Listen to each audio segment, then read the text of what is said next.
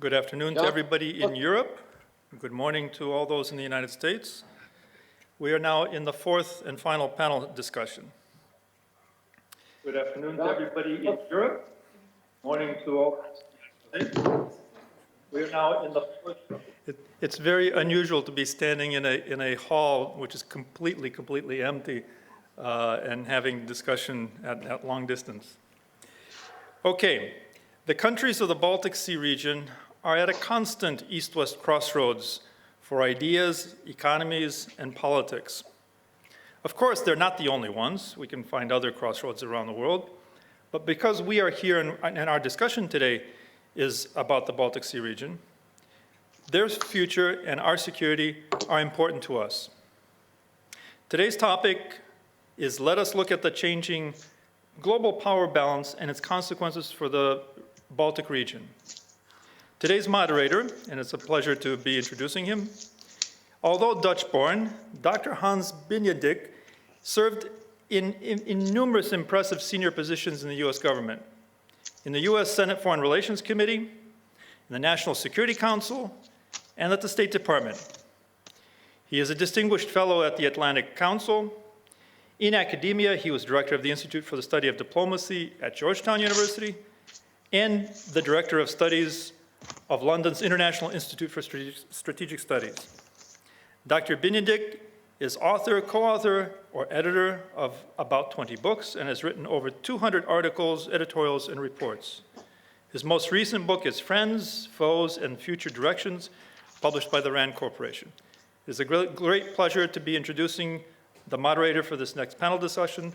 Please, Dr. Hans Benedict. Well, good afternoon, everyone. I'm in Washington, D.C., so it is still early morning here, and I noticed that Congressman Bacon is even in an earlier morning situation than I am. As was just indicated, the topic of this panel is the changing global power balance. That will focus primarily, I suspect, on Russia, but I'd also like to bring in China as much as possible, because these two great powers are drawing closer and closer together. And there are consequences in that for the alliance, for the United States, and in particular for the Baltic states. So as we proceed, let's weave that in. I'm going to make the introductions short, if I might.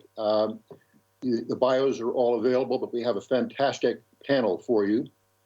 We're going to start with Ambassador Žygimantas Pavilionis, who in the United States, we all know him as the former Lithuanian ambassador to Washington. He is currently the chair of the Foreign Affairs Committee of the Lithuanian Parliament.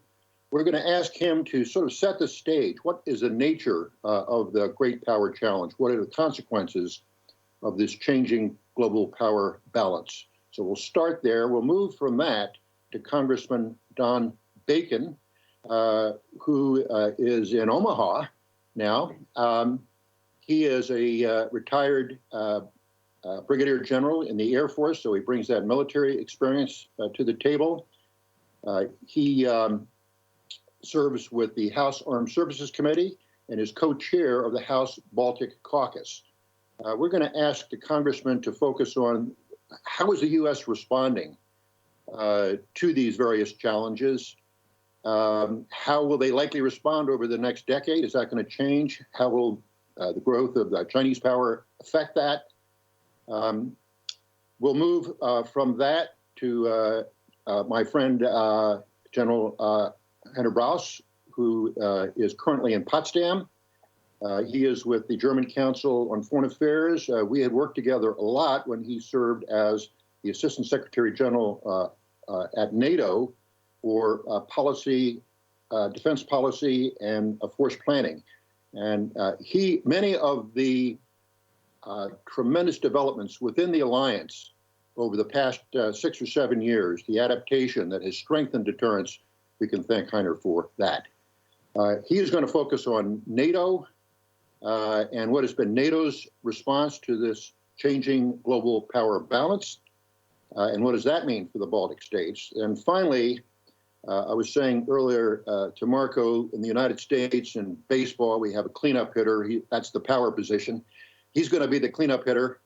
Marco is chairman of the Foreign Affairs Committee of the Estonian Parliament, and he has also previously served in many other positions, but I just note also on the National Defense Commission. So we're going to ask him, listening to the first three presenters, given the nature of the challenge, given the American response, the NATO response, is that enough? What are the Baltic states doing to defend themselves and help deter? But what should others be doing in addition to what we've heard about the U.S. and the NATO position? So I think that will flow nicely. And with that introduction, I would ask the speakers to try to keep it to 10 minutes if you can, so we'll have plenty of time for discussion. Hopefully I'll be able to read the chat room. If not, I may ask for some support from the hosts to do that.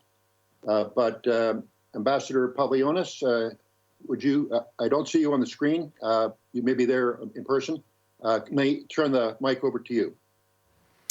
Thank you so much. I hope you see me now. Thank you really, Hans, for nice introduction. Hello, Marco, Don, friends. It's a pleasure to speak with you. Well, from the heart of Lithuanian Parliament, where freedom was defended 30 years ago. We were first to revolt against the Soviets. From this place, this freedom march started. And, well, we've been quite successful for some time, as you very well know. EU accession, NATO accession, freedom was all around, Rose Revolution, Orange Revolution, all those successes. But in 2008, that was something that we still, we still name as a mistake. It was a Bucharest NATO summit where we were unable to defend democracies in Ukraine and Georgia. And democracy backlash, the global one, started more or less on the same year.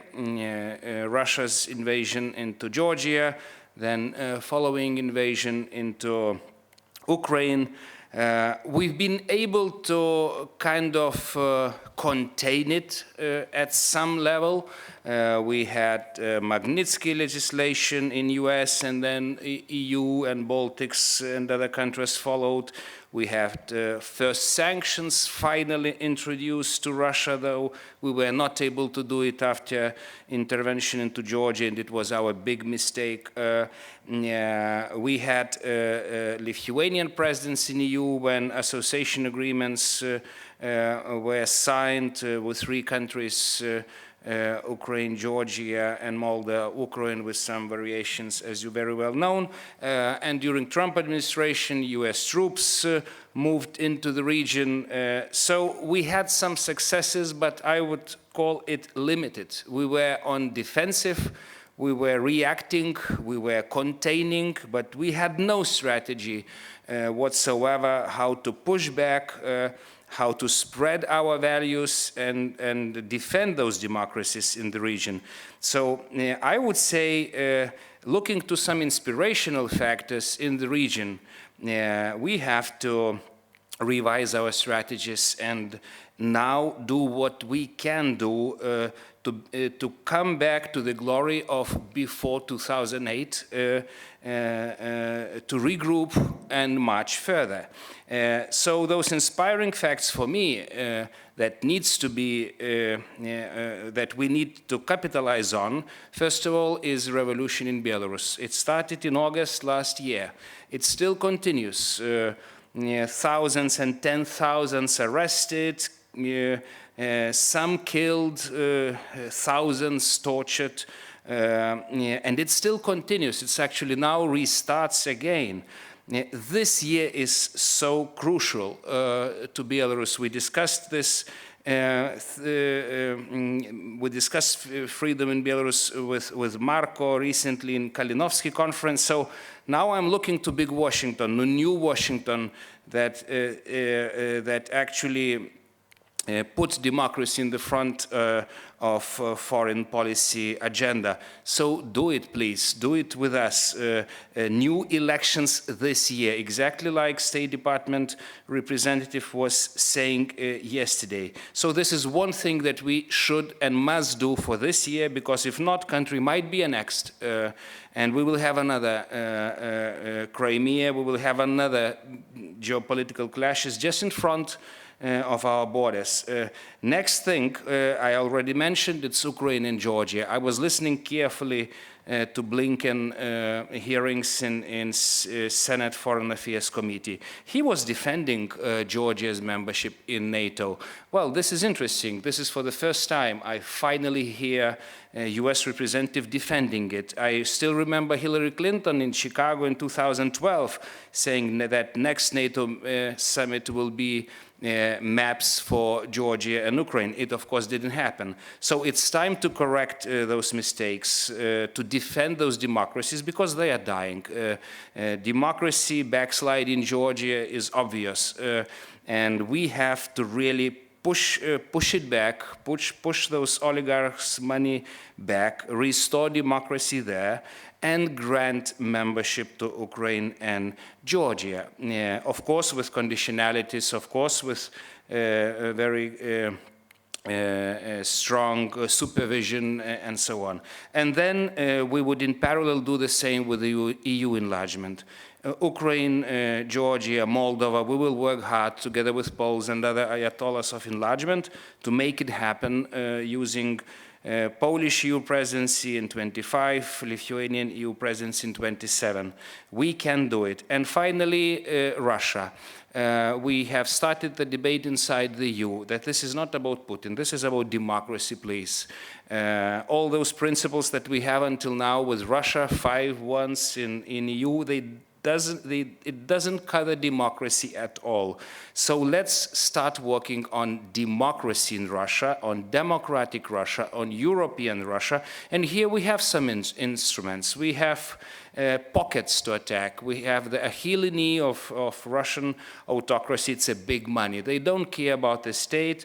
Like my good friend, late Senator McCain was saying, Žygis, remember, this is just a gasoline station run by mafia. So attack the pockets of the mafia. We know those pockets. We know the names of those oligarchs. We can do it together with America and EU. And finally, China.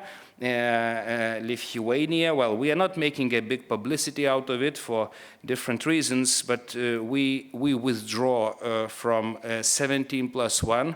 We are now silently lobbying other countries, including the country of my dear friend Marko Mickelson, or other friends, to withdraw from this format and join EU and US and try to speak with one voice with big China that is dividing us and ruling. So to summarize it all, like President Biden was doing it in the statement yesterday, this is about autocracies and democracies fighting together. We Baltics, we are on the frontier of this fight. We have a vision, at least what to do with Europe's East. So let's unite and let's restart our democracy march to the East. We can do it, consolidating our democracies, spreading our values, and finally having strategy on what exactly we do, and not only trying to do it on defensive. Thank you. Thank you very much, Ambassador. So, Congressman, we have a call for democracy marching to the east, and the suggestion that big Washington, new Washington, should now stand up and join that effort. That may be a good launching point for your comments, Congressman. Thank you, Hans, and I sure appreciate the ambassador's comments. I thought they were outstanding, and I agree with them. My own view when it comes to NATO, I believe it's the cornerstone for America's national security. I believe it's the cornerstone for a peaceful world. If you look at Maslow's hierarchy of needs, when it comes to national security, peace in Europe, I believe is most important. Because when you have that and you feel confident that we have that right, that allows us to do better work in the Middle East and in the Pacific. But if you don't have peace and stability and you feel threatened in Europe, that undermines everything else. So I'll just make it clear, I think NATO is the cornerstone of our national security. And as a 30-year Air Force officer, when I served in the Middle East and in other parts of the world, I was almost always with fellow NATO members, maybe not as part of NATO, but maybe in a bilateral way, but NATO countries working together. America's work throughout the world has always been in partnership with NATO countries, and I see that. I'm also going to be a proponent, and I think that America should be in not reducing U.S. presence in NATO. I disagree with the previous administration's move to reduce forces in Germany, for example. We've already reduced our presence in Europe by 2/3 when you look at 1990. I don't think it's good for stability and deterrence to see any other reductions. In fact, I think it would be all right to see some increases. I support the presence in Poland, and turning to the Baltic countries, it is clear to me, and I think it's clear to most people, that the most threatened part of NATO is our Baltic allies, and in regards to Russia. And it's very important that we remove any ambiguity with the Russians when it comes to our commitment to the Baltic states, which means we have to ensure there's always a NATO presence in our three allies' territory. And I think it would be very wise, and I would surely support it, having a U.S. presence, a permanent presence, assuming the Baltic states agree, maybe air defense units, something along this line. I think it's very clear that that Russia needs to know that U.S. servicemen and women are operating in the Baltic states, because I think that does best to secure deterrence, and that's what we want to do here. We don't want war. We want deterrence, but we have to remove any ambiguity. I also think as part of this, you can't just worry about the borders of the Baltics. You have to look farther out. As the ambassador said, what's happening in Belarus is so important to the future of our Baltic allies. A democratic Belarus that's peaceful does much to guarantee the peace for our Baltic friends. And so we should have our eyes there. We need to be a voice encouraging the Belarus to embrace democracy and the rule of law. Also, I think we need to be doing more with our Ukrainian friends. One of the things that the previous administration did right was provide lethal weapons to Ukraine. The Obama administration did not do that. And I think we need to help Ukraine defend itself and to increasingly put them into the Western orbit. I think that's good for Ukraine. I think it would be good for NATO. The most pro-Russian areas of Ukraine are now under Russian control, which makes Ukraine more pro-Western. We should take advantage of that. And we should also do the same with Georgia and remove ambiguity there as well. When it comes to our allies in the Baltics, we should be doing more to integrate with our military, but also our economy. I think what our friends in the Baltic states have done to gain independence from Russian gas is incredible. It was costly, but it was so wise, because they're now not dependent on Russia for their energy sources. And so I think America, as well as our European friends, should do what we can to build on that, but also not just there, but in Germany and the rest of Europe. I'm very troubled that some of the U.S. bases rely on Russian gas, right? The Russians just turn it off, and that will hurt. Our bases are there because of Russia. They shouldn't be using Russian energy. I was asked to just talk briefly about the strengths and weaknesses of the previous president and the current one when it comes to NATO. I found that President Trump did some harm with correcting and being overly critical of NATO in public. It's better to treat your friends if you have disagreements in private and work out differences in private. And it's better to be more public with your adversaries. So I feel like there was damage done there with the cohesion of our NATO friends. But on the other side, President Trump did increase our military spending. When you look at the status of military forces, our U.S. military, from 4 years ago till today, it is night and day. We had the lowest readiness rates in our military since 1977, back in 2016, and our modernization was broken. In 4 years, we've largely turned that around. And I think that's important for NATO. It's important for deterrence. So let's say there's a strength there as well. And I must point out, too, that I commend NATO for increasing military spending by $130 billion over the last 4 years.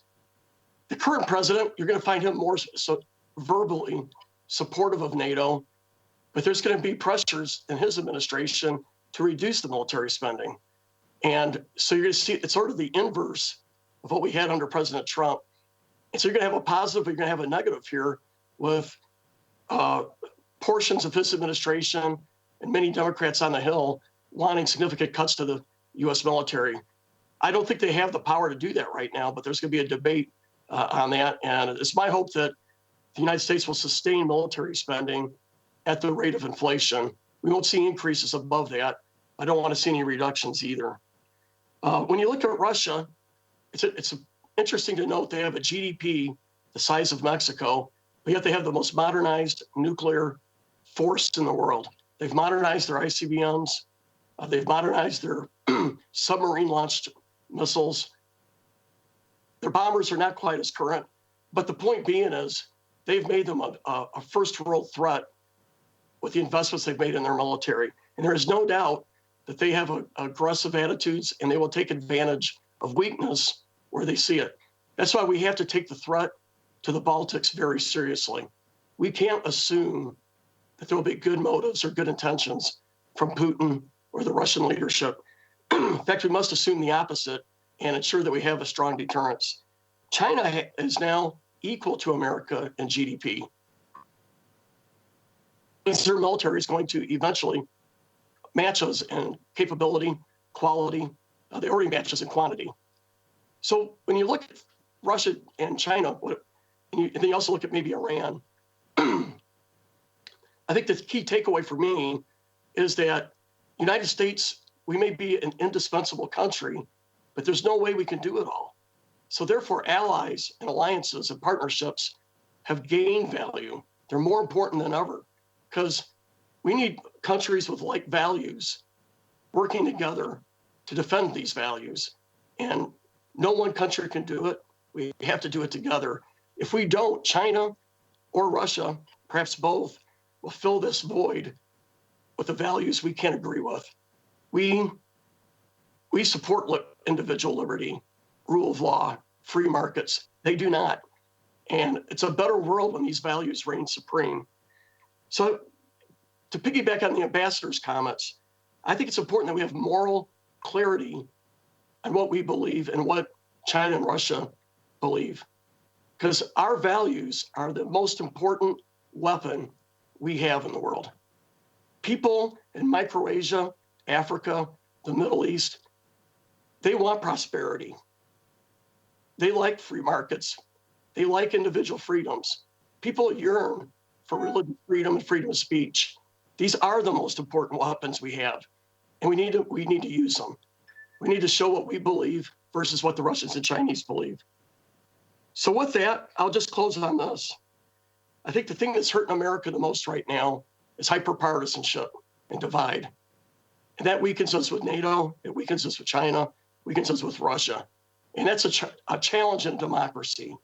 And so my goal, I think most congressmen should have this goal. We got to seek ways to just disagree, to do it with civility, and knowing that in the end, we are not the enemies.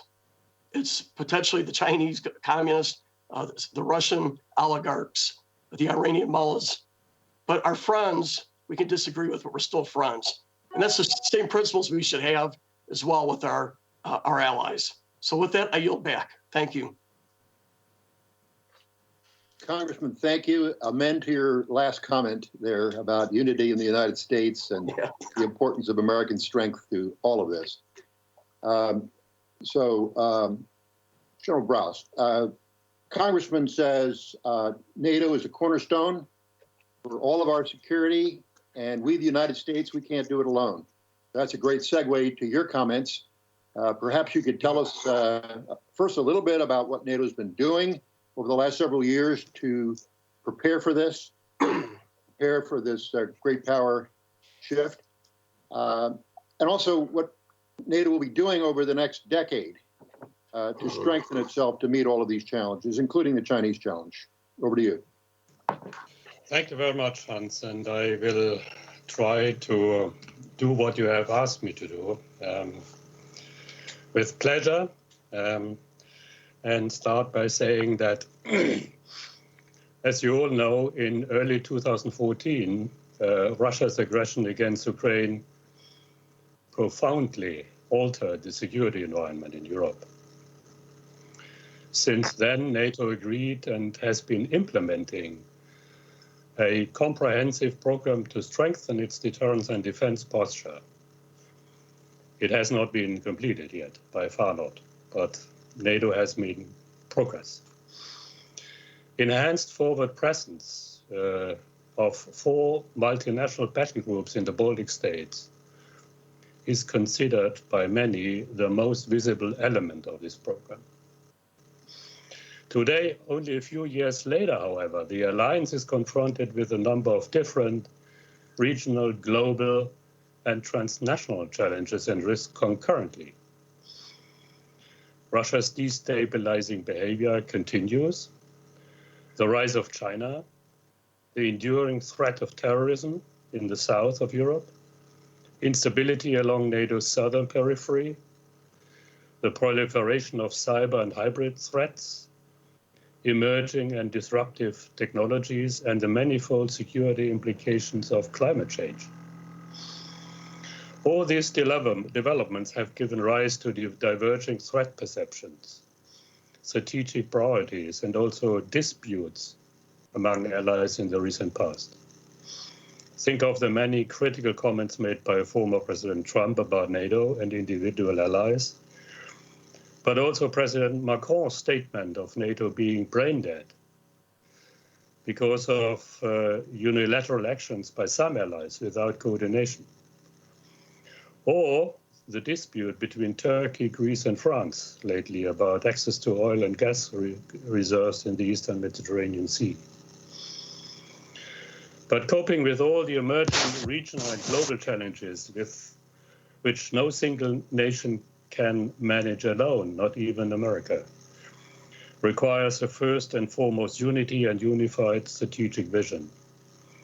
Therefore, enhancing NATO's cohesion by a renewed convergence of allies' political and strategic priorities through establishing a culture of consultation is a strategic requirement.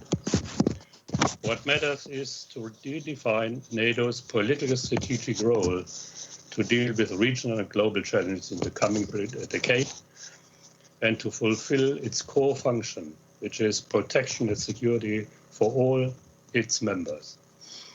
In particular in the Baltic region, I would add, because this region is most exposed to a potential direct military threat by Russia.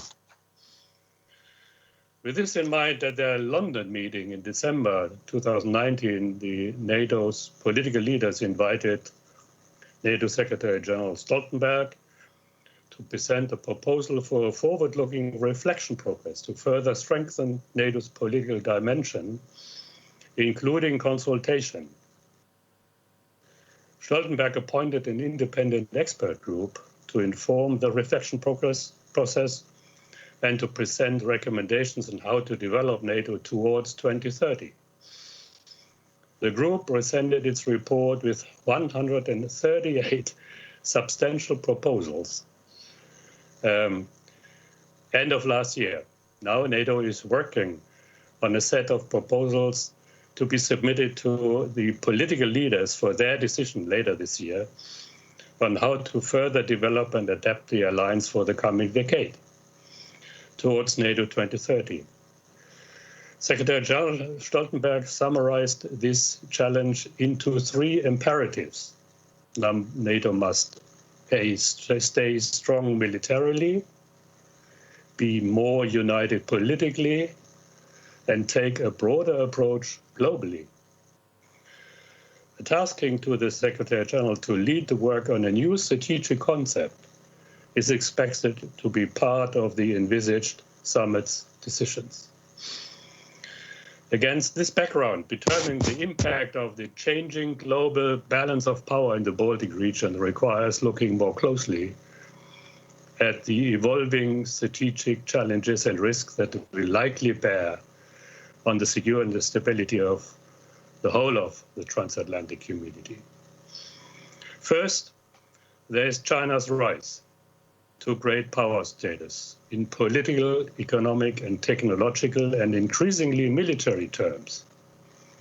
It is the most significant strategic development of our time, leading to geopolitical competition at a global scale. The United States considers China as their full-spectrum strategic rival and is shifting, to my observation, its strategic center of gravity to the Indo-Pacific region. Therefore, China will be a defining issue for the transatlantic community in the coming years. Moreover, there are growing indications of a Russian-Chinese, should I say, entente, which could imply a fundamental shift of the global balance of power to the benefit of autocratic regimes that challenge the democratic West as a whole, and has the potential of confronting it with two concurrent strategic challenges in the Euro-Atlantic area and in the Asia-Pacific area. At the same time, balancing Russia's policy of constant confrontation, its aggressive posture, and growing conventional and nuclear potential directed against Europe requires the America's extended nuclear deterrence and enduring military presence in Europe. But even America has not the capacity to deter Russia, protect the global commons, and deal with China at the same time. Washington is currently undertaking a review of its global force posture and will likely strengthen its military presence in the Asia-Pacific region. At least this is my expectation. Therefore, the Europeans need to do much more for their own security in Europe, for deterrence and defense in Europe, for crisis management in Europe's south, and for supporting the United States in protecting freedom of navigation. That being said, NATO will remain responsible for the security of the Euro-Atlantic area in the first place. The NATO 2030 report of the expert groups clearly states, and I quote, "Russia is likely to remain a chief threat facing NATO over the coming decade.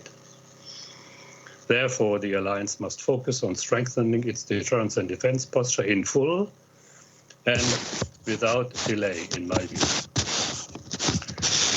As I already mentioned, since 2014, the alliance has implemented a comprehensive adaptation program.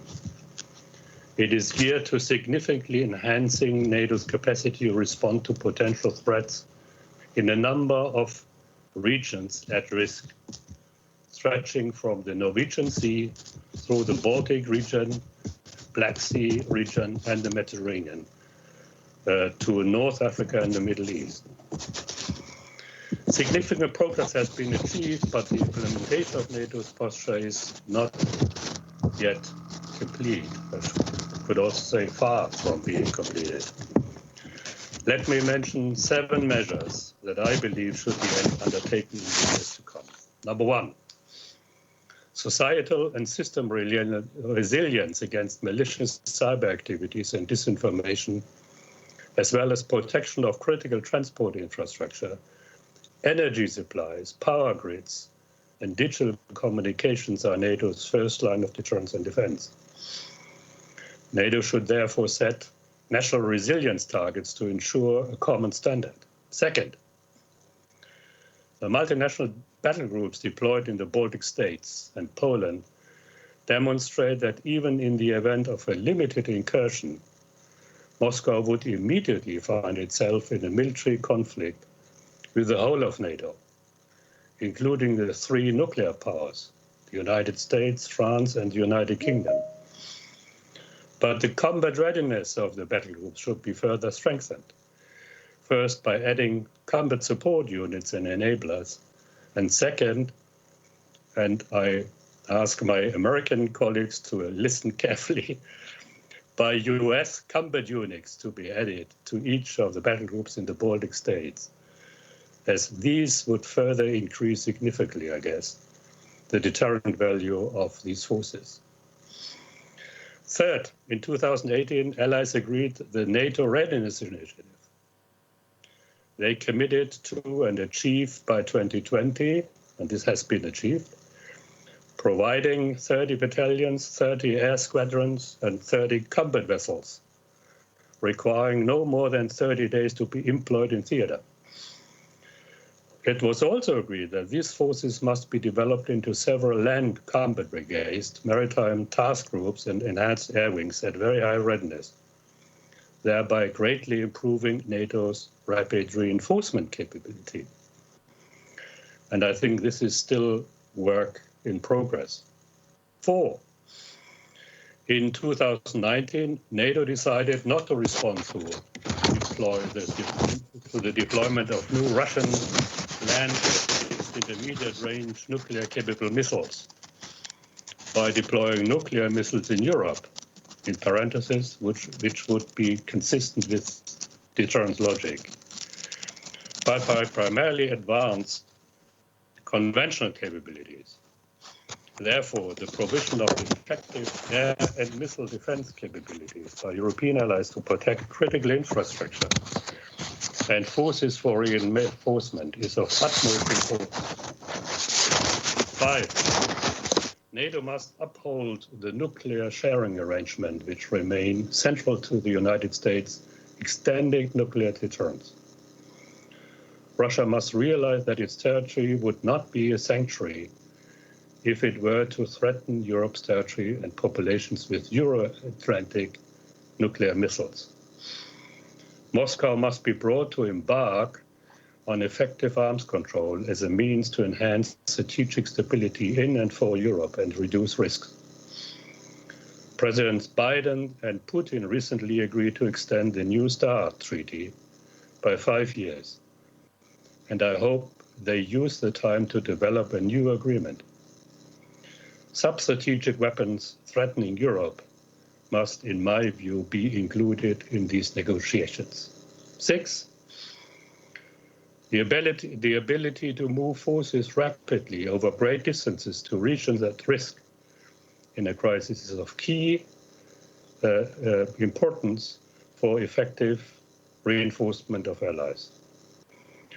NATO and the European Union work together to create the multiple conditions required to enable military mobility across Europe, on land, in the air, in peacetime and during crisis.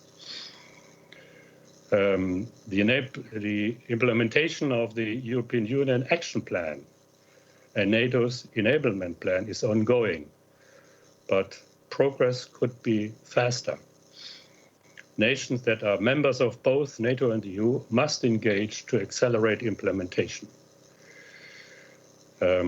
Improving military mobility in Europe requires top-level awareness and engagement in NATO, the EU, and in capitals. 7, and last, European nations must take on their full part in ensuring security for their own continent and provide at least 50% of the conventional forces and capabilities required for collective defense in Europe and military crisis management. The 21 European members of NATO, perhaps together with NATO's partners that are members of the European Union, such as Sweden and Finland, should commonly define a European level of ambition for their share of NATO's capabilities. On that basis, the Europeans should aim to develop a coherent set of forces together capable of covering the whole mission spectrum, from high-end maneuver, warfare operations to crisis management and humanitarian missions. Such a European force within NATO should be capable of acting as first responder together with the US forces. As a result, such a European force would strengthen the European pillar of the transatlantic partnership and thus strengthen NATO. At the same time, however, it would essentially constitute the European Union's military capacity to act on its own if necessary, but as a partner of the United States in close coordination with them. Thank you very much, Hans. That were my remarks. You need to switch on your micro. Thank you very much, Hunter. I particularly like your to-do list, and especially your last item where you're calling for a European level of ambition. This is really an alternative way to think about burden sharing. 2% is important. 2% of GDP for defense is important, but it's an input measure. We need output measures like the one you suggested.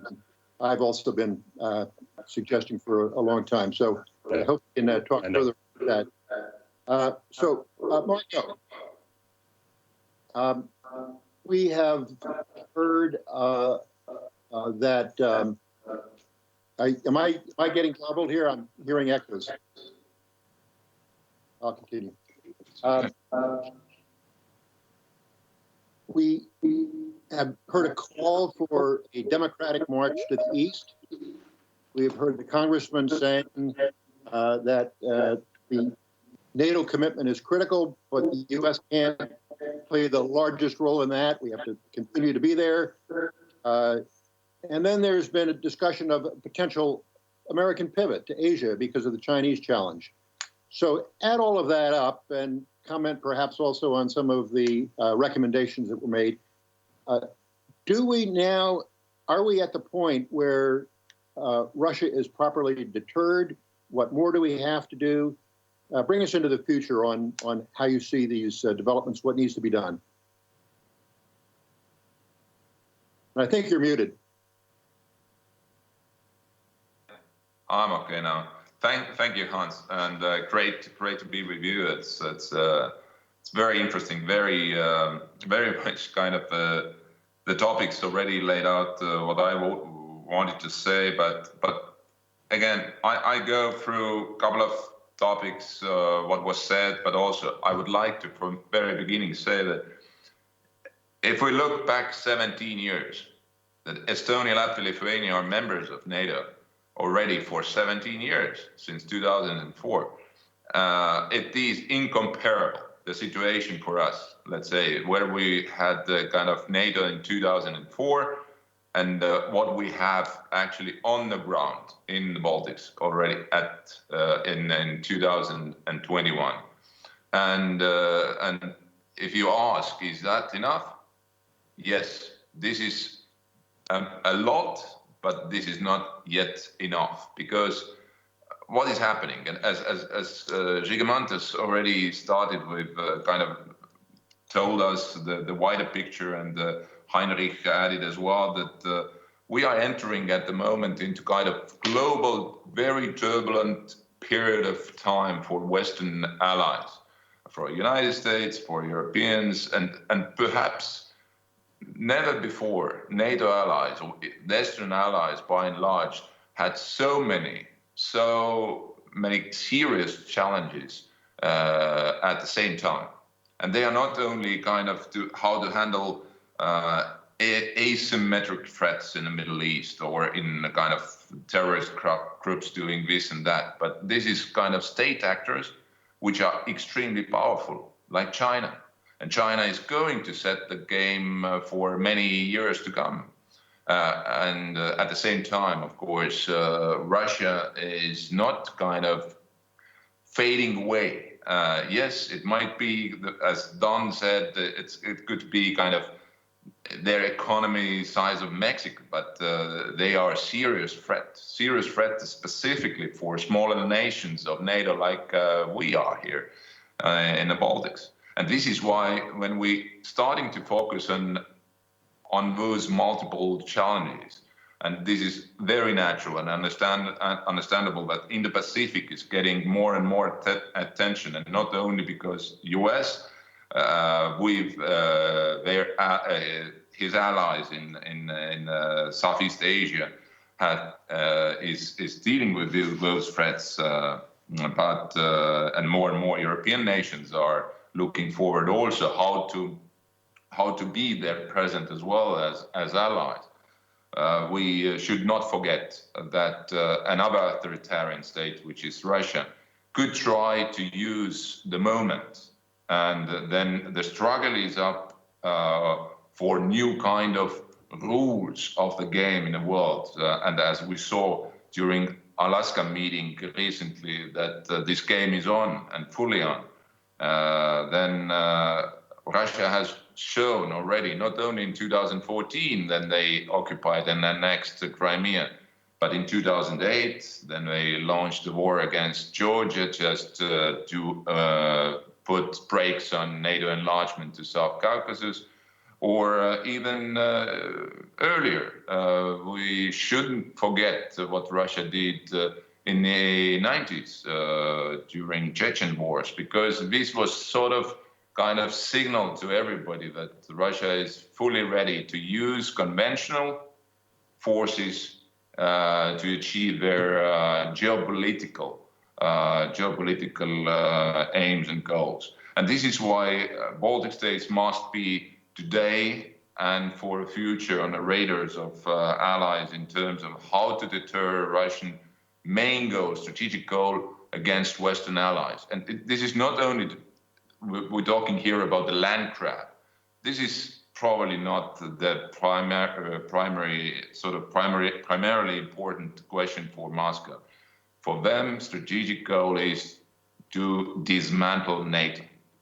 And to put, as Heinrich said perfectly, that to really, with limited effort, to gain strategic win, then suddenly we facing situation we are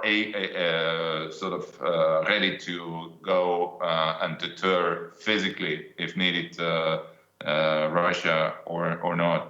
And this is why, to avoid any of these kind of catastrophic adventures by Russia, we have to seriously enhance deterrence, and deterrence by denial in the Baltic states. And this is, I very much support and like what Don said, and also what Heinrich here said, that there is a badly needed also additional presence of United States forces in the Baltic states, and permanently.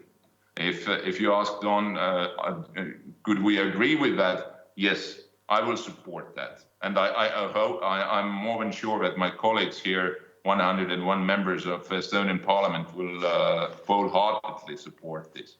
And where do we stand at the moment? Hans, you asked, what should we do in the Baltics? As you know, the Baltic states, we already for years stand well in terms of investments into our own defense capabilities. 2% plus of GDP is a very strongly shared position among political forces in Estonia, and Latvia, and Lithuania. Now the question is, we shouldn't only focus on the numbers, but really tell what we need to do next in terms of capabilities which can increase this kind of deterrence by denial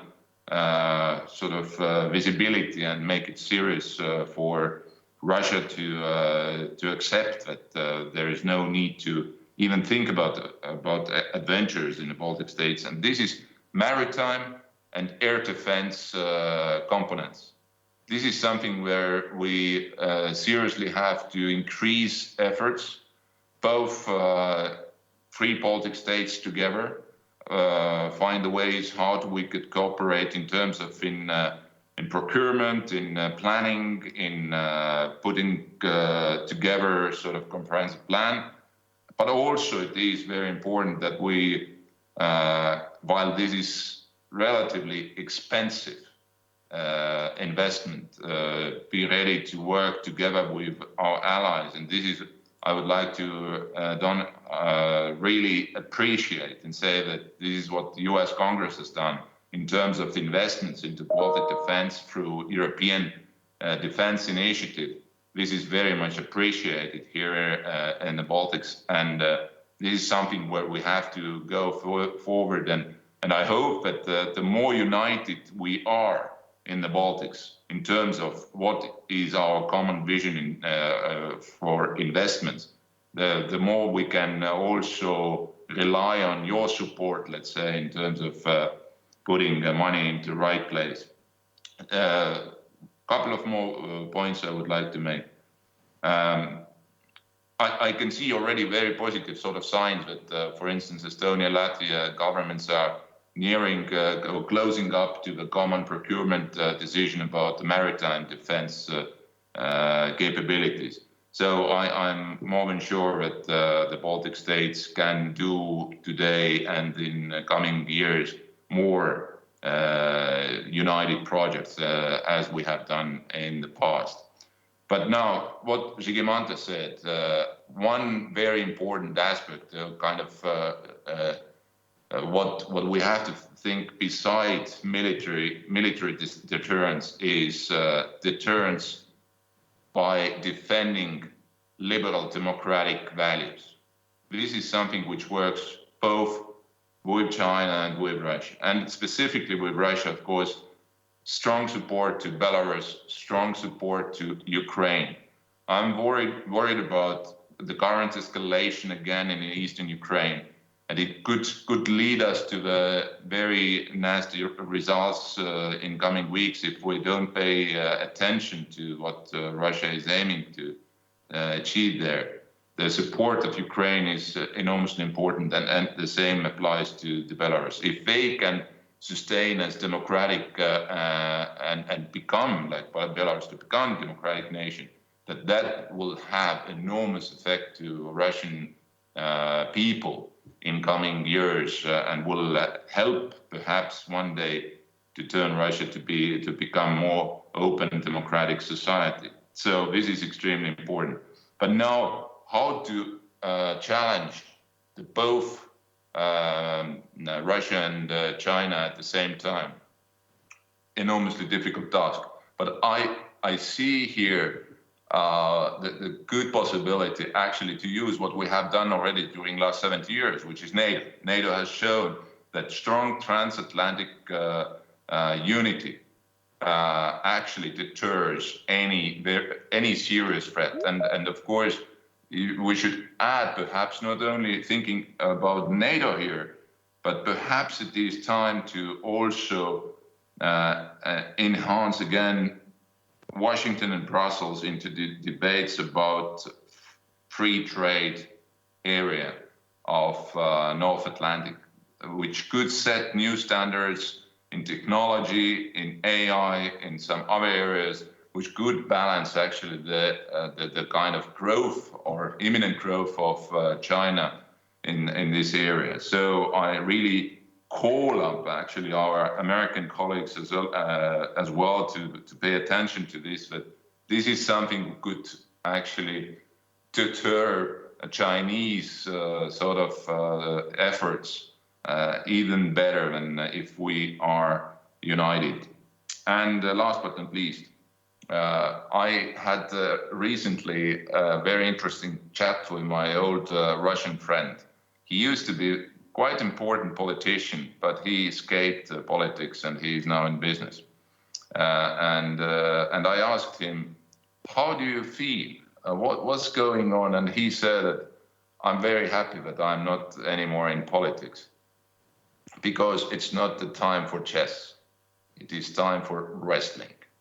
And this is something should tell us that we have to be ready for all kind of nasty surprises, and we are ready if our deterrence is high up and we are always at the same page when we talk about possible threats to our alliance. Thank you.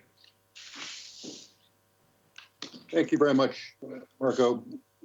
Great set of comments, cleaning up the set of discussions. I would like to take, if I might, just 2 minutes to focus a bit more on China. The discussion's already gotten into that, but there are a few elements of this that I think need to be highlighted, because it is, if we're talking about great power shifts, the new balance among great powers in the globe, around the globe, we've got to focus even a bit more on China. And let me say 3 or 4 things very quickly. First, NATO and Europe has tended to focus primarily on the impact that China is having in Europe, quite naturally. There's been a focus on Chinese investments in ports and infrastructure, 17+1, political influence,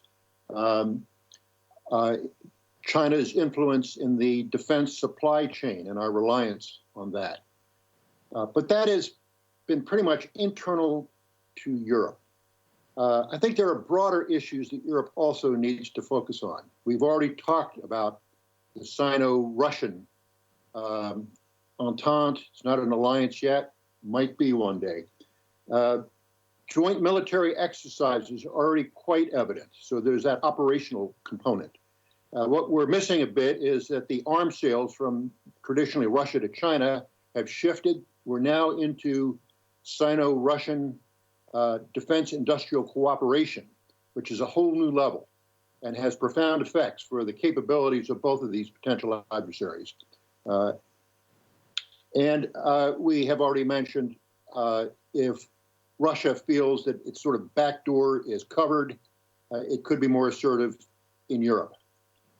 Next, Chinese behavior in the global commons, in cyberspace, in space, primarily freedom of the seas. This affects Europe, even though it's taking place elsewhere.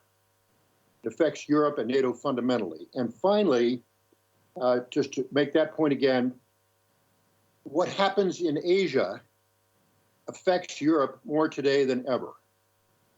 An American pivot to Asia to deal with China fundamentally affects NATO. Should, God forbid, there be a conflict, armed conflict in Asia, the consequences for NATO would be so much different than previous American conflict in Asia, Vietnam or Korea. NATO would be, I could easily envision Article 5 being triggered, but even short of that, there would be economic warfare. So this is more than just China coming to Europe, the way Secretary General Stoltenberg likes to talk about it. It's a much broader set of issues. So having gotten that off my chest, let me ask, I see a couple of questions coming in on the chat room. I encourage others to do that. Let me just, if I might, ask each of you one question to get the ball rolling here.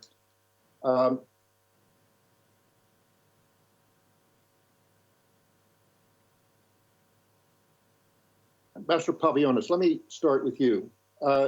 Democracy marching to the east. Russia is going to react to that. How do you think Russia will react to that, and how do we deal with that reaction? Well, Russia was always reacting to it, but I think we made a mistake in 2008. We've been scared by this reaction. And what is the lesson of 2008? You should never be scared of Russian reaction. You should always have your own plans, and regardless Russian threats, proceed with this. Because what provoked occupations of Ukraine and Georgia, it's actually our weakness, our disability to project NATO enlargement into Georgia and Ukraine. So learning from this example, you can take another example. You can take the story of the Baltic states. You know, I still remember Soviet tanks. I still remember Soviet soldiers killing my friends from my own school at the TV tower. But the bold vision of EU and NATO to enlarge to the Baltics, the Copenhagen European Council decision in '93 to have free trade agreements, association agreements, and finally membership led to the situation that Russians simply withdrew the troops from the Baltics. So if you have a vision, if we would be able to listened to Baltic states, Poland, and some other countries in Bucharest, I don't think that we would have such a scale invasions in Georgia, in Ukraine, or invasions at all. So conclusions from this, let's have our own strategy, our own clear strategy on Belarus. I would love President Biden to say something very clear on Lukashenko like he said on Putin, just to say, goodbye, dictator, this time is over, you have to go, and elections should be organized this year. I would really expect this, or maybe even joint statement of Chancellor Merkel and President Biden. I would love this to happen, and the same statement on NATO enlargement to Ukraine and Georgia. I would love to have it. The same statements on EU enlargement to 3 countries I mentioned. The same statement on democracy in Russia. Not shaking hands with Putin anymore. And we will see, will we be brave enough to delegitimize Putin in a way we did it with Lukashenko after 25th so-called elections? Because we all know that elections are being stolen. Let's look what happened in Russia 2 weeks ago when they imprisoned all Democrats from some kind of municipalities, calling them terrorists, and next day meeting with Hezbollah leaders and without calling them terrorists. So let's be clear on values, let's defend it. The same on China, but I will maybe just put a few sentences on China. As I said, we really expect that Lithuanian example will be followed by others. We want EU and US to work together with us with China. And in addition, what we do in and around China, we are now building embassies and representations in all democracies around China, opening it in South Korea, soon in Singapore, representation in Taiwan, because this new democratic world and new democratic alliances that America is building with India, Japan, and so on, this is, I think, the way to proceed for us. But we know that we will pay the price for this. And if we are leading that front on democracy, America has to be in the Baltics. And I here completely agree with Marco. If you did it in Poland, please, at the same level, do it in the Baltics. Because honestly, we are at the very much frontier of this fight. We are harboring democracies from Belarus, from Russian dissidents. We are on the front lines in Ukraine and Georgia, not so much the Central Europeans, to be honest. So you have to shield us as much as you can. Thank you very much. Congressman Bacon, let me ask you 2 related questions, if I might. First, the question of this pivot to Asia.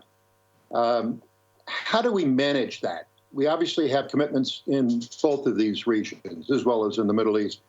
How do we manage that? Part of that answer may well be what has now been mentioned by, I think, everybody, which is some American presence in the Baltic states. We do, as you know, we have some rotational presence now, Army. You had suggested air defense, and I've talked to commanders of all of the battle groups, the NATO battle groups. First thing they say is air defense. So I think you hit the nail on the head there. But you are a former military man, and you appreciate chain of command. There is an American reluctance to be in a chain of command that we're not on top of. How do you go about implementing this idea? How do you implement it militarily? How do you implement it politically? Well, thank you, Hans. If it's part of NATO, I don't see a problem with having an air defense unit assigned in the Baltics. And I thought about it. I was stationed in Europe, and just on my background, I used to advocate back in 2009 and 10 doing ISR, or intelligence surveillance reconnaissance missions in Poland and along the border of Russia with our new allies, our new NATO friends, and it was rejected. But today we're doing them, right? So I was maybe about 5 years ahead of time on that. And I think the same thing here. So what we need to do is probably get through the military channels in NATO an agreement with our defense experts and leaders that there's a need to have these air defense units in the Baltics. And you could put a brigade headquarters in one of the three countries, batteries in each country. So I don't think it would be hard to do, and it's be part of the NATO construct. But still, and I don't have a problem with U.S. people outside of the U.S. in the chain of command. That's part of NATO. That's the way it's supposed to work. I wanted to comment too about the pivot. I don't like that word, frankly. A pivot implies that you're taking your focus over here, you're shifting over here, and I think that's inappropriate for this. We have to have a strategy that looks at Russia and China simultaneously, and it has to be integrated.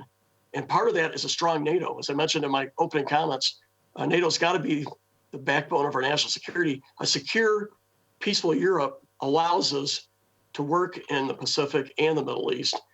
And so, but it takes commitment and investment from America as well. And that's the right thing to do. The only way to do this is, as we keep a strong NATO, and I believe in that, we have to do something similarly in the Pacific with Japan, Australia, and I hope India, because that building a coalition in the Pacific with NATO countries, a part of that, is the best way to secure the peace in the Pacific as well. And that allows people that share our values to team together. And that's the only way to share the burden. Nobody can take this burden on by themselves. So we got to develop a strong alliance system in the Pacific as well. I don't know if that's the best word.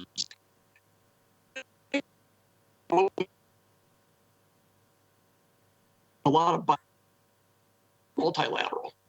And so we got to change that paradigm like we have in Europe. We need to do something similar in the Pacific. Hopefully that addresses your question. It does very much. I think the answer really is partner, don't pivot. Partner with Asia, partner with the Quad in particular. There is a very natural relationship there between NATO and the Quad being India, Japan, Australia, the United States. That is the way forward, partnering with our Asian partners and allies. Pivot, pivot was a word that was used in the Obama administration. He was a basketball player, and pivot is a basketball term. So it didn't mean moving away from it, just meant shifting. Heiner, let me ask you a question, if I might, and then I'm going to be looking. I see a couple of other questions coming up on the screen. You mentioned in your 7 points, a couple of them dealt with nuclear. No one wants to talk about nuclear issues in Europe. It's the third rail politically, but it's got to be done because of the demise of the INF Treaty, imbalances in short-range system, middle-range systems now. What bothers me is that NATO does not have a nuclear doctrine. There's no nuclear theology. There's no use. I mean, we say as long NATO will be nuclear power as long as nuclear weapons are there. That's not a doctrine. What should be NATO's nuclear doctrine? I mean, what you are saying, Hans, is concerning me. I thought that, let me put it that way, the combination of what NATO put in the Brussels communique, and I thought, and I think, and continue to think, that the paragraphs on nuclear deterrence are very substantial. And as you know better than I do, Hans, in terms of nuclear, you need to read carefully every word and every sentence. And even the construct of a paragraph and how the statements within those paragraphs relate to each other. And if you compare the Warsaw Declaration and the Brussels Declaration with previous summit declarations, there's a substantial difference, with a clear message to the Russians that that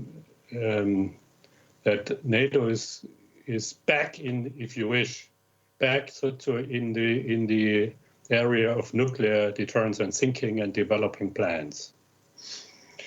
I was there and can compare the ways the Americans in NATO responded to nuclear questions under Obama and later on and nowadays. That's a substantial difference. They take it very seriously, and so do the Europeans. What I would offer is that the nuclear sharing arrangements are of key importance for extended nuclear deterrence and for maintaining strategic stability in Europe. That is something, I have to say, that is not fully understood in Berlin currently, with the exception of a number of experts. But it needs to be clearly stated and explained, and I do my very best to do that in Germany and use every opportunity. It is fully understood in Paris, but under different auspices.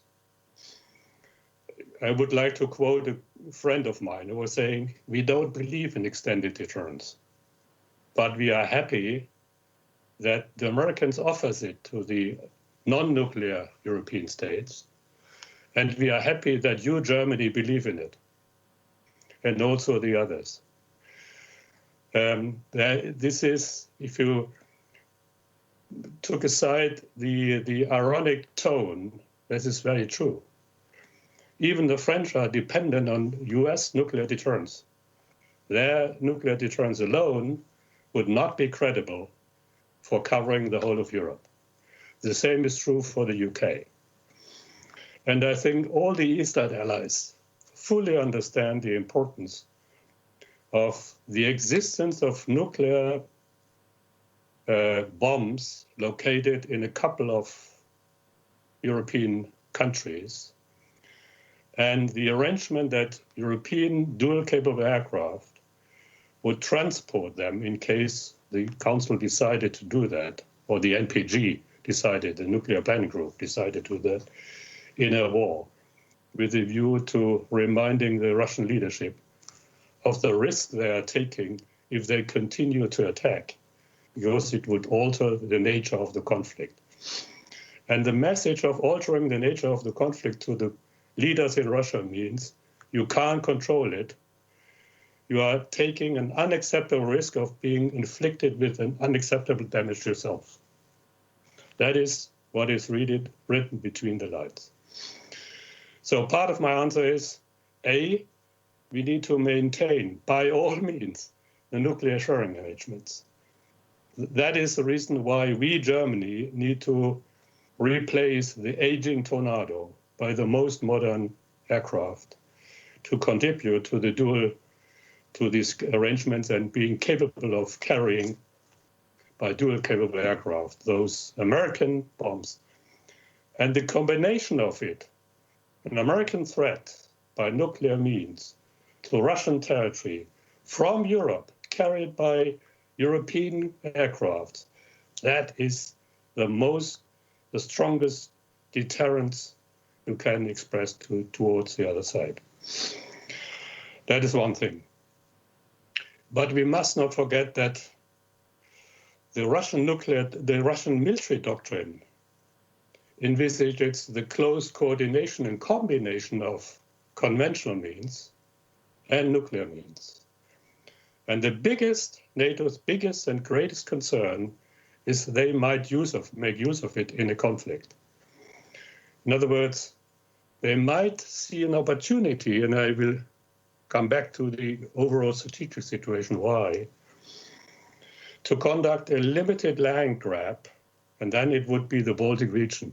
That's very clear. They are exercising it in their Zapad exercises. And at the same time threaten the rest of Europe, but not the US.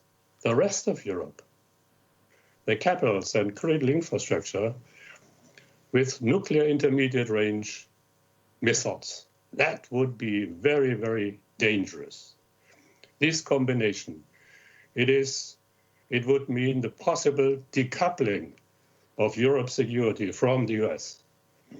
And that must not happen. So we must seek to establish, to make every effort to signal to Moscow, Putin and Gerasimov, that we have the means and the resolve to deny both a conventional rapid attack and a nuclear threat only to European nations, and in doing so, creating a fait accompli by the Russians.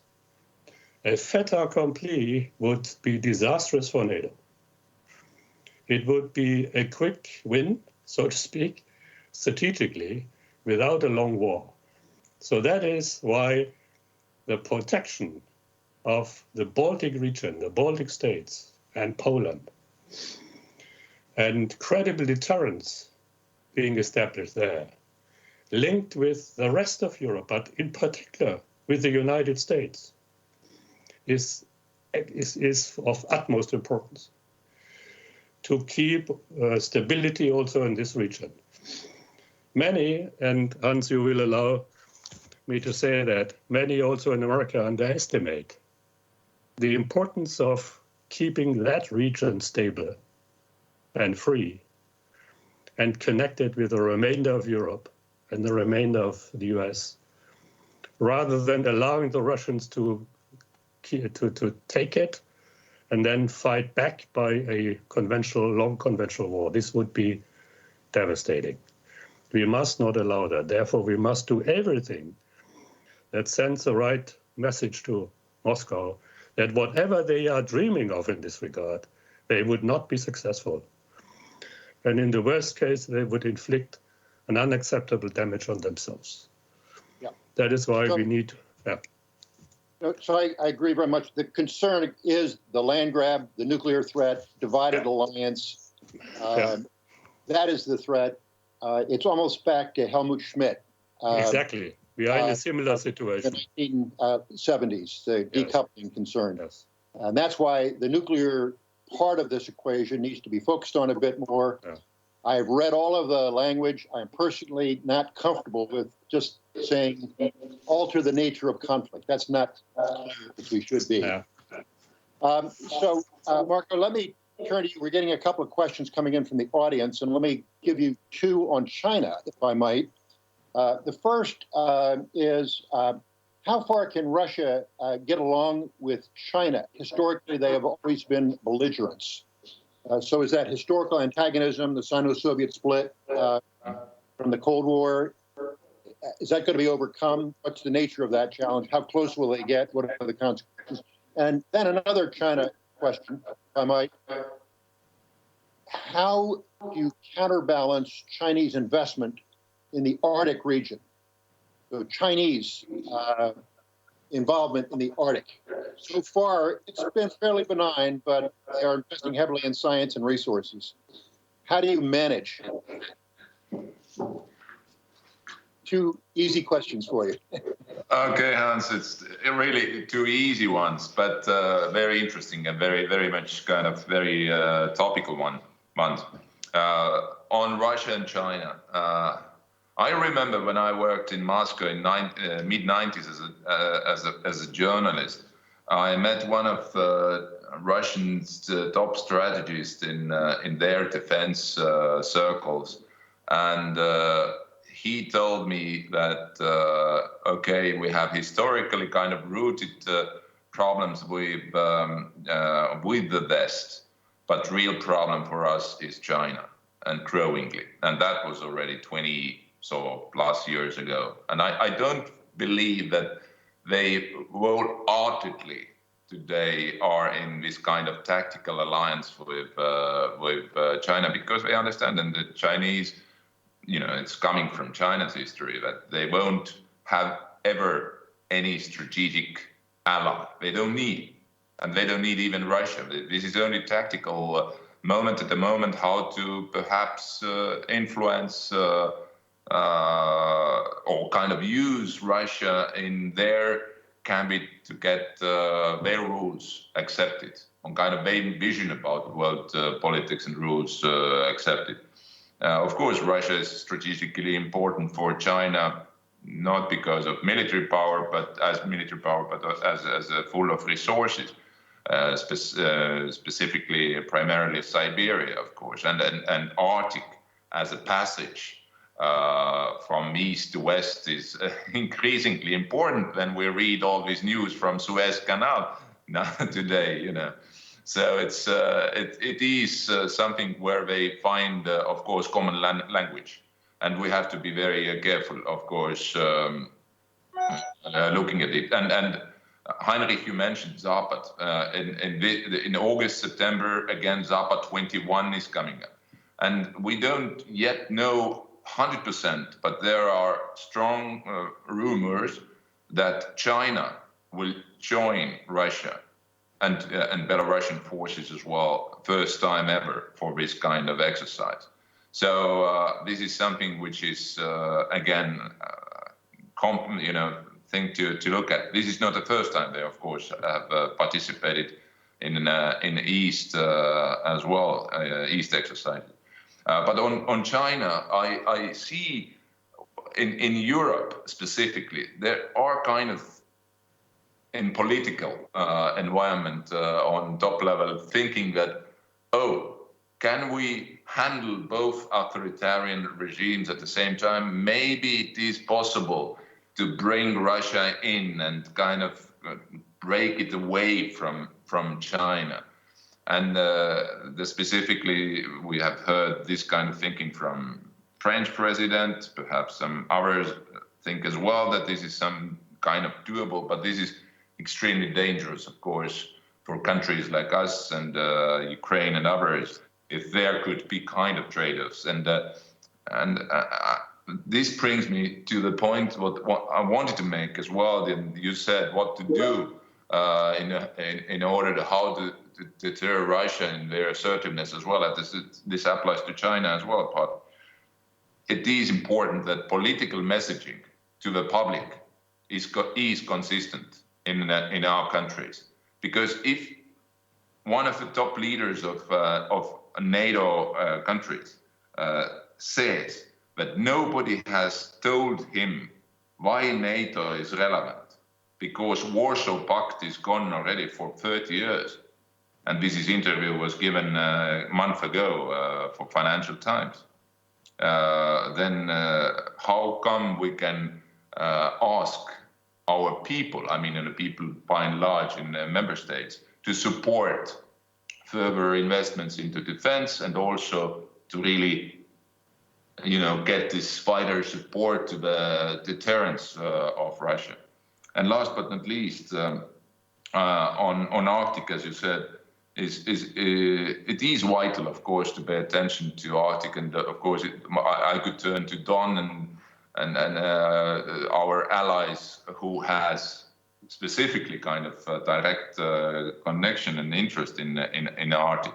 Russia is enormously investing militarily as well, building up its presence in Arctic. What we do, can it be somehow also NATO's sort of attention, and or this is only NATO countries separately do something there? Estonia is applying this May to become observer state at the Arctic Council. Of course, Arctic Council is not dealing with these kind of issues, but definitely our sort of attention is there, how to enhance international cooperation in order to really safeguard that Arctic is not going to be another big playground. Thank you. Yes, exactly. I mean, the Arctic is a key part of the global commons, and it affects us all, what happens there. Congressman, I have two questions that have come in the chat room here. Let me ask them to you quickly. We have just a few more minutes. The first is, in 2014, President Obama named Russia as a regional power. Is that still the case in 2021? What's the difference? What's the impact? That's question number one. Question number two has to do with Brexit. The UK has left the EU. Does that make the West weak? I'll give the first one a better stab than the second one. I don't see Russia as a regional power only. I mean, they have a strategic nuclear capability that matches America's. It's more modernized, I would say, and in some areas they exceed the capabilities of what we have. Hypersonic weapons, they exceed where America is at today. So they're clearly the primary threat to Europe, particularly our Baltic allies. But they create threats and issues all over the country, or all over the world, excuse me. We see it where they're involved in Venezuela, Cuba, and places in Africa as well. They're a cyber threat globally. They have the ability to target space systems. So they're clearly not just a regional threat. And I think, President Obama at the time, he mocked his opponent, Mitt Romney.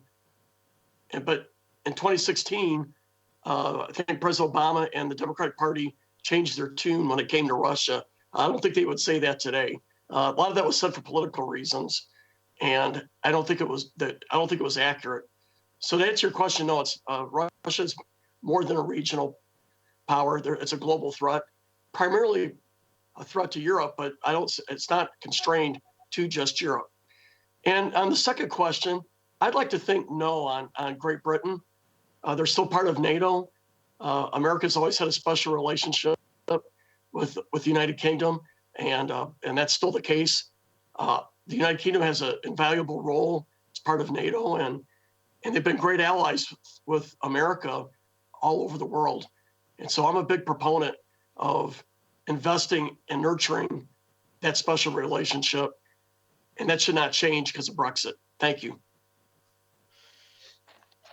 We have just 3 or 4 minutes left. So I would like to ask each of you, starting with Ambassador Pavlionis, 1 minute, please. 1 minute. What is your most important takeaway from this discussion? Well, if US is back, so democracy should be back. And we should really fight for it. And we have quite an opportunity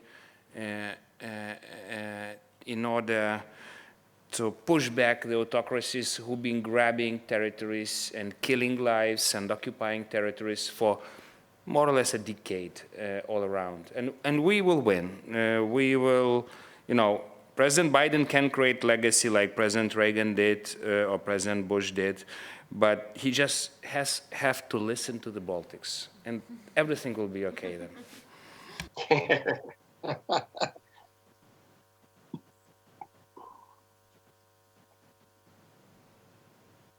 Congressman, what's your 1 minute conclusion? It's not Russia or China. It's both. We have to have a strategy that deals with both. And there's two primary tools to this strategy. One is alliances. We have a great alliance in NATO that we invest in. But we also need to strengthen those alliances in the Pacific with NATO participation. Two, it's our values and our ideas. In the end, the Russians can feel, and the Chinese can feel good weapons, great capabilities. Their values and ideas are second and third class, and they should not compete in the world. Hunter? The United States and the Europeans need to work together, closer together than ever before, in order to, what Congressman Bacon rightly stated, to stand the dual strategic challenge by China and Russia together. And we also need to closely work together with the democracies in the Indo-Pacific region. And that is why Secretary Stoltenberg has proposed a NATO Pacific Council, which I very much support. It is about a strategy to contain China and to deter Russia. And therefore, I believe that NATO should continue to focus as an organization primarily on deterrence and defense in Europe to balance the Russian strategy and capabilities. Marco, what's your 1 minute conclusion? Thank you, Hans. Yeah, absolutely. I subscribe to all of this, what was said, and we have to look beyond visible horizons. And not to forget, of course, that there are challenges coming also from south. So the Middle East is not fixed by far, and the problems could be enormous for us if we lose them from raiders. But what I take from this debate, which is extremely interesting and very useful for all of us, is pay attention to deterrence. Deterrence by denial in Baltic states, and that will be a key element to keep NATO safe and the Western world safe. Thank you. Thank you. All right, let me close with my 1 minute, if I might. Make 3 quick points. First, the challenges facing the NATO alliance today are greater anytime since the end of the Cold War. Second, the United States in that equation remains very strongly committed to the alliance.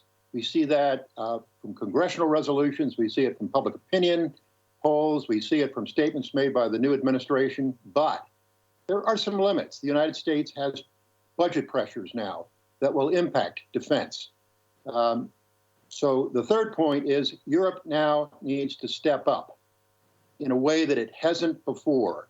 This is not about an artificial 2% goal anymore. This is about really working with the United States to meet that common set of challenges. With that, let me turn it back over to the hosts for any final comments. You forgot one point, Hans. Yes. This was the best panel of all. Thank you. Dr. Benedict, thank you very much for a very interesting discussion. And I will second that. We did a very informal questionnaire over here behind the table, and yes, we agree.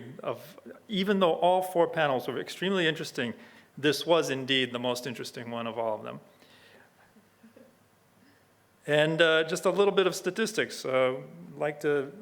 We as the organizers are very happy that for this conference, we had well over 130 participants listening to this conversation all day. While the numbers at the end dropped off a little bit, I think that those who decided to go have a late lunch will be sorry that they missed actually the best panel of the day. And for all the listeners, if you are periodically checking the website or Facebook page of the National Defense Foundation, you will notice that the second Defense Weapons and Technologies presentation in the field called Live Fire is planned for the upcoming autumn. The first one was in 2019, very successful. It is done in conjunction with this conference. The decision was made because of COVID to move it to the fall. If the quarantines are actually lifted, the event should happen, so please stay tuned if you're interested in that. Also, if this virus is finally put under control by next year, we hope to see you about this time next year for the 6th conference. And in closing, many thanks to Emilia Balogita, who is the most important organizer of this conference. It would not have occurred without her. And of course, in the final thank you, a deep thank you we have to give to Reserve Major Vaidotas Malulionis, who is the founder of the National Defense Foundation and the originator of this series of conferences. And I'd like to invite Vaidotas for a closing comment.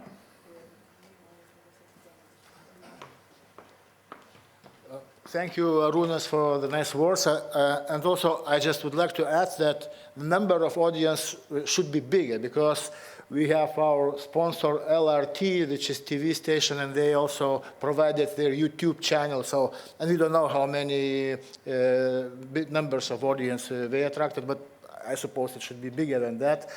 And definitely all those 4 panels were, I think, very interesting and very important. And keeping in mind that all this material will be placed on YouTube, so it is very valuable, like a lecture. So I think everybody, students can use it and can listen.